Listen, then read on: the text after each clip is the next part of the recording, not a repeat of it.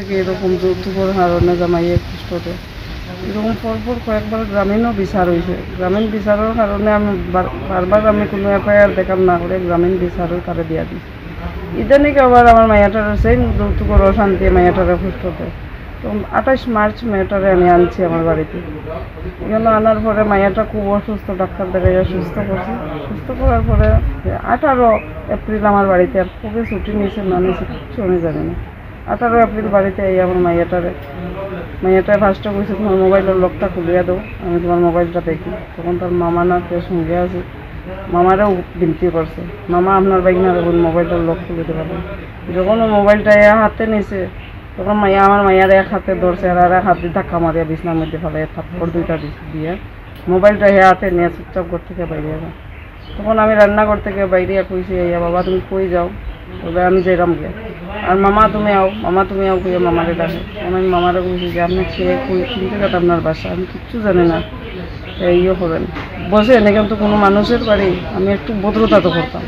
তখন জানালার বাইরে দাঁড়াইয়া রয়েছে আর মামা ভিতরে। তখন আমার মাইয়াটায় বারবার খালি কইছে যে মামা আপনার বাইকনার এখন একটু মোবাইলটার লক করিয়া দেওয়ার লাগে, আপনার মাইয়ার বাইকনার সব কীর্তি খোলাফান আমি দেখাইয়া দিই। না হয়েছে ওই 18 তারিখ বেলা 2টায় জামাই আমার এখানে আইয়া গেছে আর 18 তারিখ রাত্রে 7:30 থেকে 8টার ভিতরে আমি মাইয়াটারে খাইছি। শঙ্কু শুক্লবৈদ্য ইন্ডিয়ান আর্মিতে চাকরি করে, মাইয়াটা মনিকা শুক্লবৈদ্য। ডেড বডিটা রাত্রে 1টা পর্যন্ত আমরা খুঁজছি পাইছি না। এরপরে শোনা গেছে যে এখানে একটা স্পট ডেড হয়েছে। তো আমরা ভোর 4টার সময় গেছি, গিয়ে দেখছি এখানে কোনো বডি উডি নাই। তখন আমরা গেছি চুরাইবাড়ি থানাতে। তখন আশপাশের লোকে কইছে 1-2 বারে ডাকছে গিয়া যে এখানে একটা বডি পাওয়া গেছে, চিনা যান না। তখন তারা কইছে তারাও চিনছে না বাইরিয়া। তখন মেয়েটারে নিয়ে চুরাইবাড়ি থানার তার কাকু তারা গেছে, তার বাবাও বাড়িতে নাই, ভাইও বাড়িতে নাই, শুধু আমি একা। তখন তার কাকু তারা গেছে গিয়া চুরাইবাড়ি থানাতে কল করছে যে চুরাইবাড়ি থানায় গেছে, তোমরা রেলের থানায় যাও। রেলের থানা পরে এখান থেকে ঘুরিয়ে তারা রেলের থানায় গেছে। রেলের থানায় যাওয়ার পরে রেলের থানায় কইছে যে তুমি যাও হসপিটালের মর্গে, আমরা বডিটা এখানে রাখি।